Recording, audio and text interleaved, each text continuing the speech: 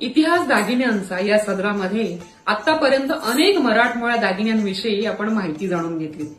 त्या दागिन्यांमधीलच एक अनमोल ठेवा म्हणजेच आज मी हा परिधान केलेला रेशममध्ये बांधलेला पुतळी हार। आज आपण जाणून घेणार आहोत पुतळी हाराच्या इतिहासाविषयी व त्यावर असलेल्या देवी लक्ष्मीच्या घडणावळीविषयी। प्राचीन काळातील दागिन्यांमध्ये सोन्याची मोहर, सिक्का किंवा नाणी गुंफून तयार केलेला निष्क हा दागिना प्रसिद्ध होता। निष्कचा 16व्या ते 17व्या शतकातील महाराष्ट्रातील जन्म म्हणजेच पुतळी हार। महाराष्ट्राची कुलस्वामिनी आई तुळजाभवानी तसेच कोल्हापूरची महालक्ष्मी आई यांच्या प्रतिमेची पुतळी घडवून रेशम धाग्यामध्ये तिला गुंफून हा पुतळी हार तयार झाला।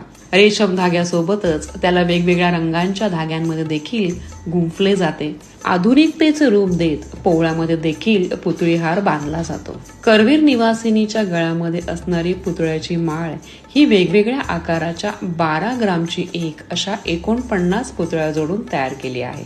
शिवकालीन दागिन्यांमधील पुतळी हार अत्यंत महत्वपूर्ण दागिना आहे, जो मराठमोळ्या साजशृंगारात राजेशाही रुबाब आणतो।